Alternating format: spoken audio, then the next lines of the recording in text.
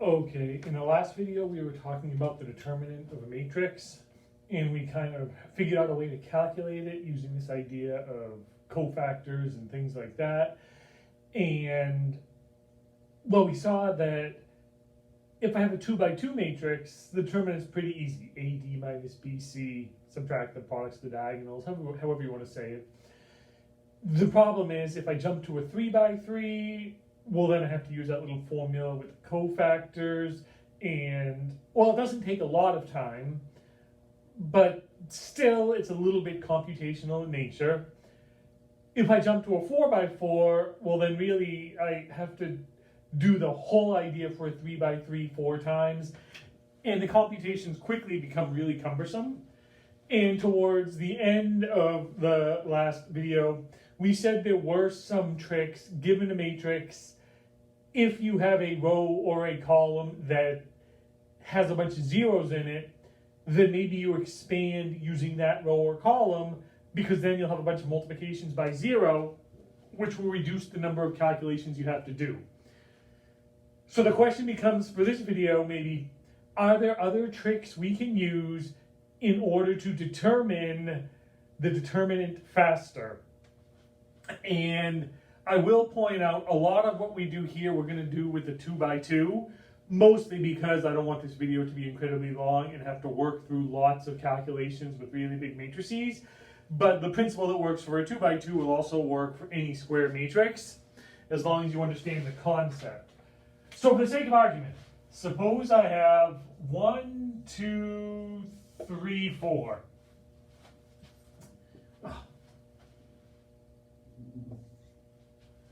Well, we'll call that A.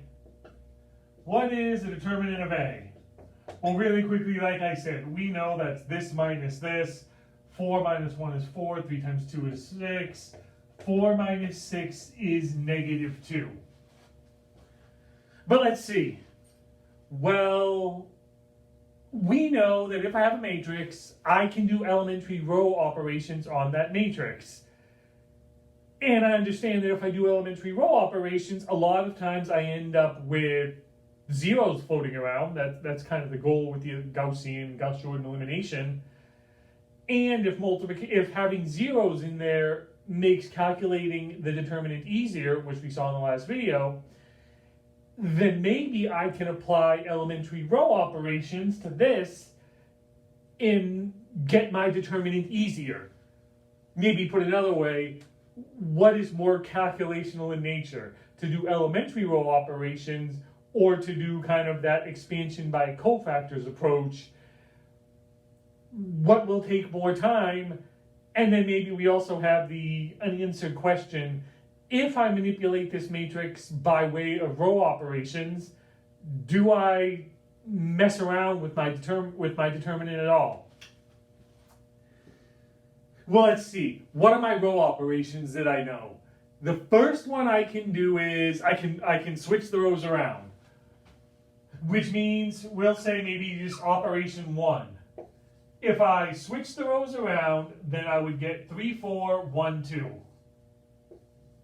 The determinant here, we'll just say the determinant of 1, whatever. Well, then I would get 3 times 2, 6, minus 4 times 1, 4. 6 minus 4 is 2. And right away we see that I switch the rows around and my determinant is actually different. Oh, that's probably not good. Maybe look at the other operations.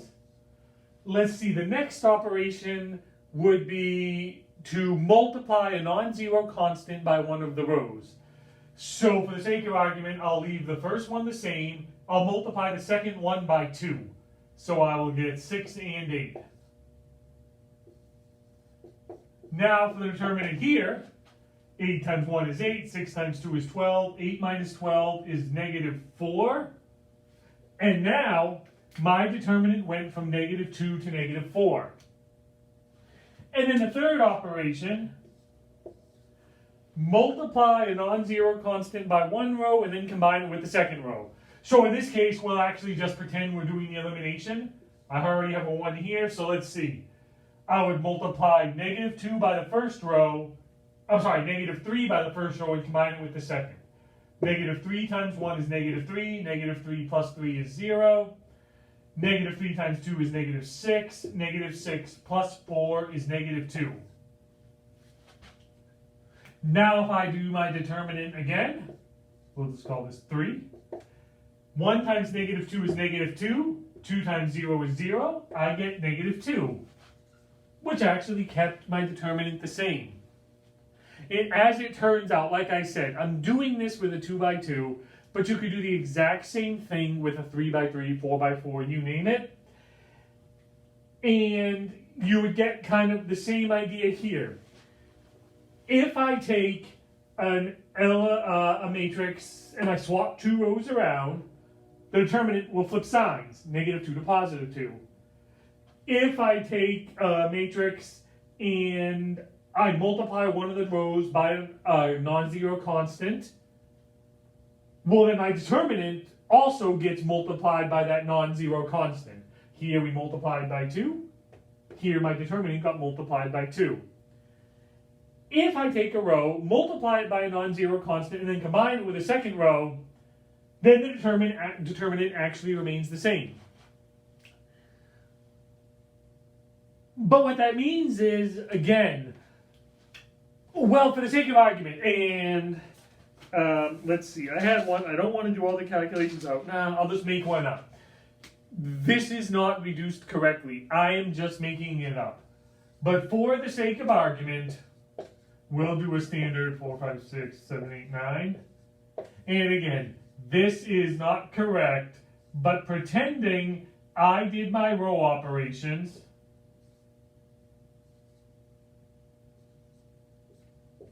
that is not remotely correct. But assuming I did my row operations and turned this into this, which one would have the easier determinant to calculate? Well, we said in the last video that if I have a triangular matrix, this is clearly upper triangular, then the determinant is just the product of the diagonals. In this case, it would just be 1. Whereas this one, I would have to do expansion by cofactors, do all the calculations out, and get the determinant. So clearly, something like this is easier to solve.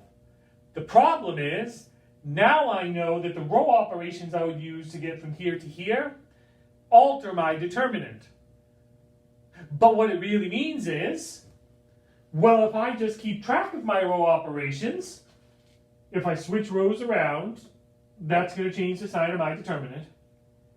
If I multiply a constant by an arbitrary row, say when I'm trying to turn some entry into a 1 to get my diagonal approach, then my determinant gets multiplied by that constant.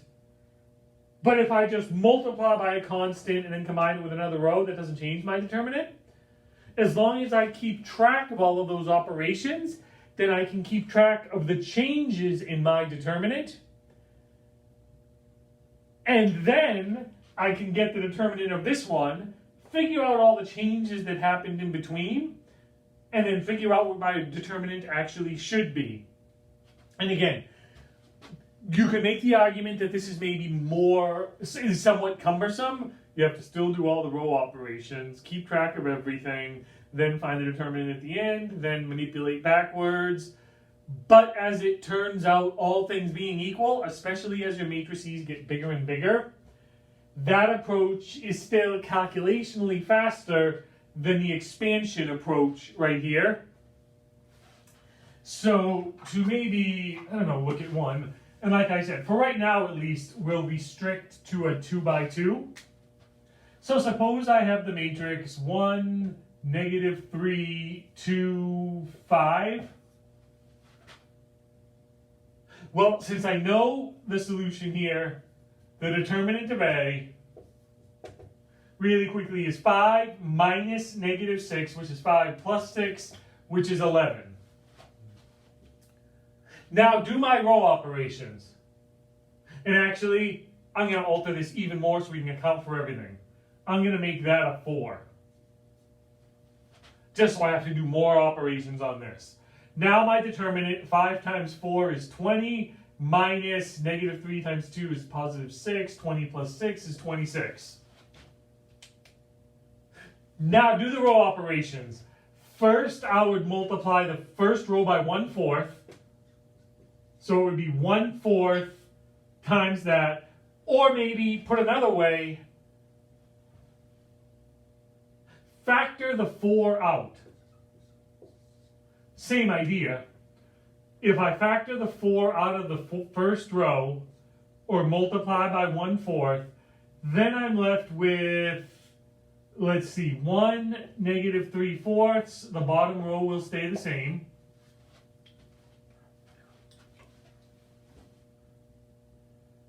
And again, the idea behind this, just so we kind of keep track of this, there are different ways to write this out. This is the way your book writes it, which is why I'm writing it this way. Ultimately here, I would multiply this by 1/4 to turn the 4 into a 1. Which I know means whatever my determinant is, it's going to get multiplied by 1/4. Since I'm thinking backwards in my head, that means whatever determinant I ultimately get here, I want to multiply it by 4. So I'm doing the row operation, but rather than thinking about it as multiplication by 1/4, I think about it as factoring the 4 out. It's the same idea, but it allows me to see the changes going on differently to make it easier to calculate the correct determinant at the end. But now let's see. What am I going to do here? Now I need to turn that 2 to a 0, so I multiply by -2 and combine it there. Multiplying by a constant and then combining it with another row does not change your determinant. So here I can keep this the same. -2, let's see, the first row will stay the same. -2 times 1 is -2 plus 2 is 0. -2 times -3/4 is 6/4. Just to write this out so people are confused. -3/4 times -2 is 6/4, which is 3/2, plus 5, which is 10/2, plus 3/2. This should be 13/2 if all of my calculations are correct.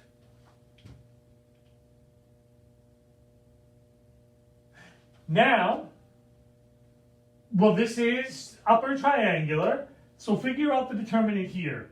1 times 13/2 is 13/2 minus 0. So the determinant is 13/2. But now, account for the 4 I factored out as one way of looking at it. 2 cancels with the 4 and leaves a 2. 2 times 13 is 26, which is the determinant I want. So all we really have to do now is do all the row operations we know, but keep track of them and kind of, if you will, keep track of them backwards because of how we want to solve the problem.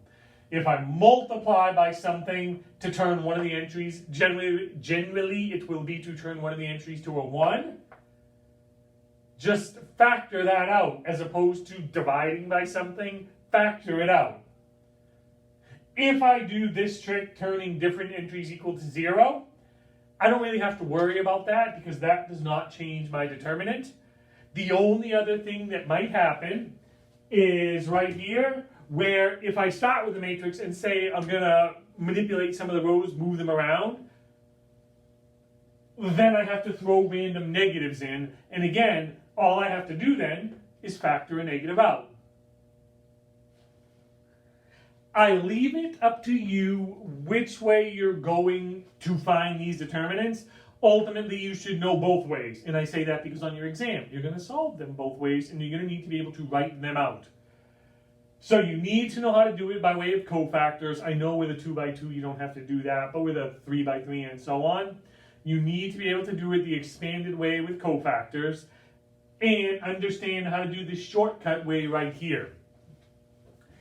Keeping in mind all things being equal, if it's a 3x3, yeah, the cofactors thing is a little bit cumbersome, but not much more cumbersome than this row operations reduction approach would be. In actual practice, it's when you have, a 10x10 matrix or something like that, when the amount of calculations involved gets very, very large, that you would say this approach works better than the cofactor approach. But all things being equal, you would actually just throw those things into a computer and have it do it for you anyway. As your book points out, computers actually use this approach to figure out determinants because it is less calculationally cumbersome. But again, all things being equal, time-wise, you don't see that until the matrices are big enough that you're not going to do them by hand anyway. So just be aware of that. But some more properties of determinants, if you will. How long are we at right now? Already at 15 minutes. Okay.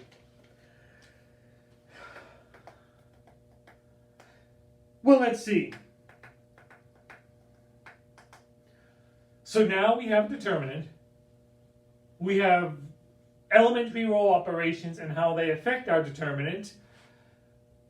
One other thing that can come up that hasn't really come up yet, but will become important later on.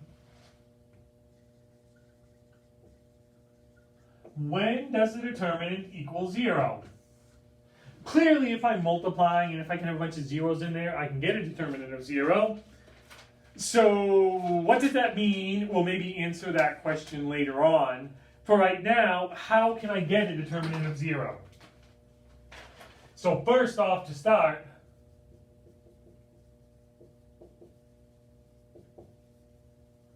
conditions that give a determinant equal to 0. One, pretty obvious. An entire row or column is equal to 0. And again, I do stress, like I mentioned in the last video and like we looked at in the last video, you can expand by way of rows, which is the way we've generally been doing it. But we also showed last time you can do the exact same expansion by way of column. So all the properties that work for the rows also work for the columns. You can do row operations, you can do column operations. You can expand by a given row, you can expand by a given column. So just be aware of that. So all these properties will work both for rows and columns. I'm just doing this in terms of rows because it's the more standard way of doing it. Okay. 2 rows or columns are equal. And 3, 1 row or column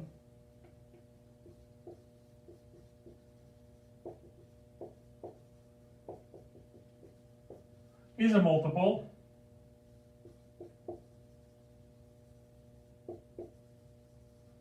of another row or column.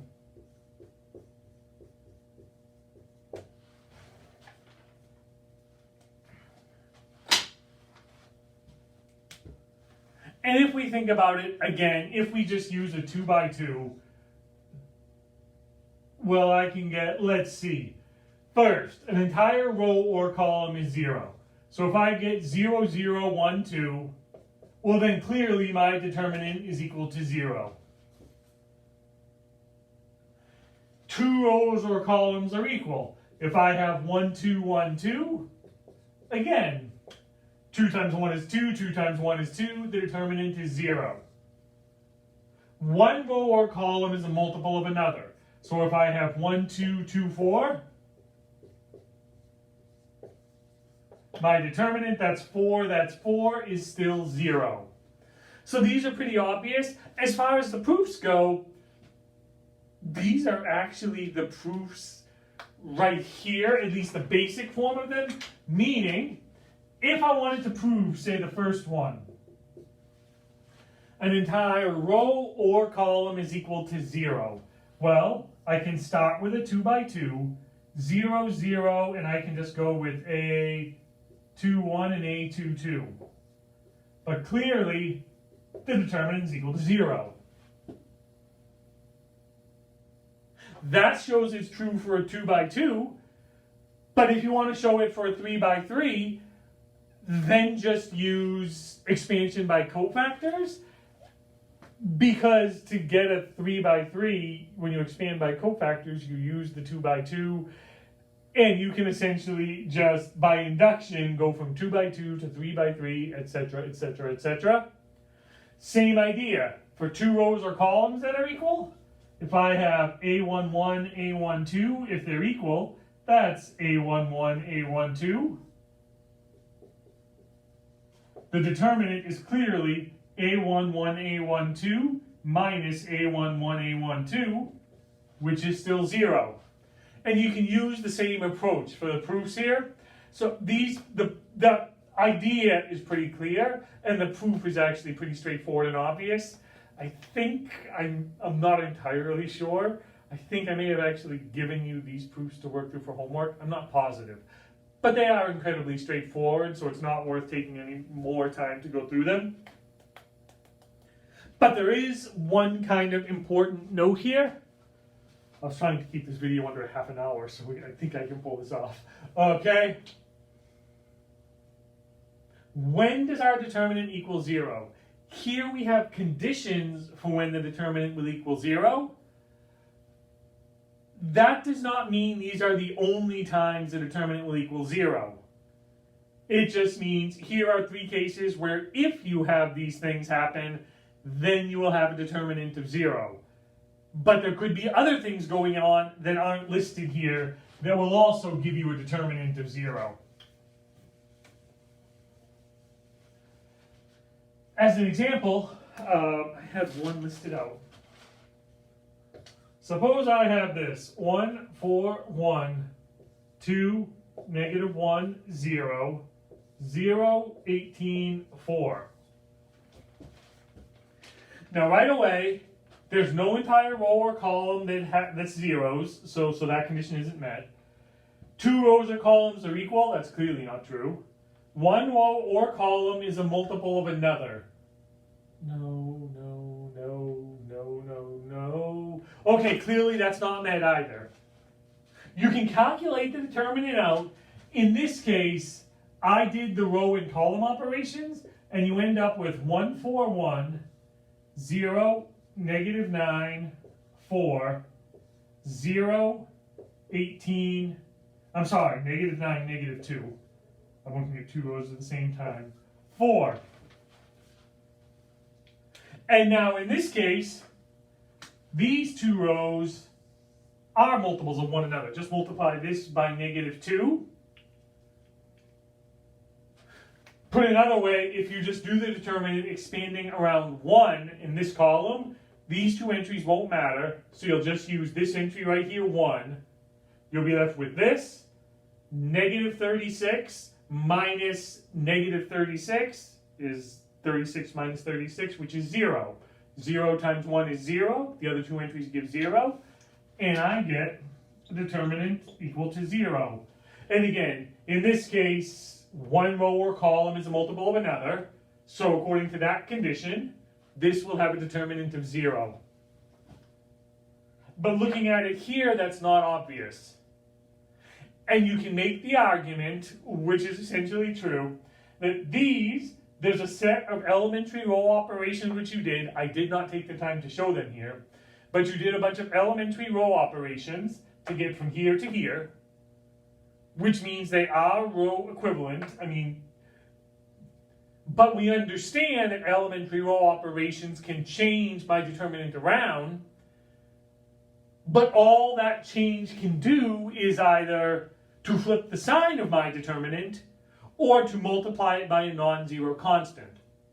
But if the determinant here is 0, then the determinant there is either potentially, if I listed out all the operations, different in sign, so instead of 0 it's negative 0, the same thing, or it's a non-zero constant times this, but 0 times anything is still 0. Which means the properties for all the changes that the row operations can give are still holding, but because this one has a determinant of 0, that still has a determinant of 0. It's just not obvious when you look at it right there. So again, it's kind of up to you to say, okay, I'm just going to expand here. Hey, there's a 0 right there. So frankly, I'm just going to maybe manipulate this around. I'll throw the 0 to the top. At most, all I'll do is change the sign of my determinant. Or I can just leave the 0 where it is on the bottom keep track of my cofactors correctly, find the resulting determinant, and say, hey, I got 0, cool. Or you could do the row operation, get to here, say, hey, those are identical, or just expand around this column right here, figure out the determinant is 0, say, oh, cool, it's 0. Again, what that means in terms of problem solving and matrix properties, we will get to later on. Right now, we just care about the ability to calculate out the determinant. You need to be able to do it by expansion by cofactors, and you want to be able to do it by way of using elementary row operations and keeping track of the changes in your determinant. Your book actually does point out, and frankly, if I was doing it, the way I would more than likely do it most of the time, and I actually do this when I do my Gaussian elimination and Gauss-Jordan elimination, is to do a little from column A and a little from column B. Meaning, if I was here, I would maybe go from here to here, and in this case, they're multiples. But even if they didn't turn out to be multiples of one another, maybe I would do the row operations to get from here to here, and then I would not continue to turn it to an upper triangular, and then use the product of the diagonals. I would stop here and say, hey, I got a bunch of zeros. The determinant of this is easier to calculate. To find the determinant here, so I use my understanding of the row and column operations and how it changes the determinant, and the understanding of cofactors, and kind of do a little bit of both, simply based on what works best for me. So again, you need to know both ways. On an exam, you will have to write them out. I told you would have to do that in your last exam, and you all did, which was good. I would encourage some of you to write neater, because some of your row operations were not written very neat, and they were hard to read. But you know how to do the row operations and write them out. You're going to have to find these determinants by hand on your next exam. So just be aware of that. And again, remember, if nothing else, one of those little key points that is really important mathematically, those are conditions that make the determinant equal to 0. That does not mean for the determinant to be equal to 0, one of those must be true. You can have a matrix where none of those things is true, but the determinant is still 0. And again, I understand technically it's because you're doing elementary row operations, which makes that true. So you could debate whether that kind of is the same. But straight up looking at a matrix and simply checking off these does not guarantee, oh, none of those hold, my determinant isn't 0, because clearly your determinant can be 0. So just be aware of that. And like I said, we will continue on this and look at more of the why and why it matters for the determinant equaling 0 or not equaling 0.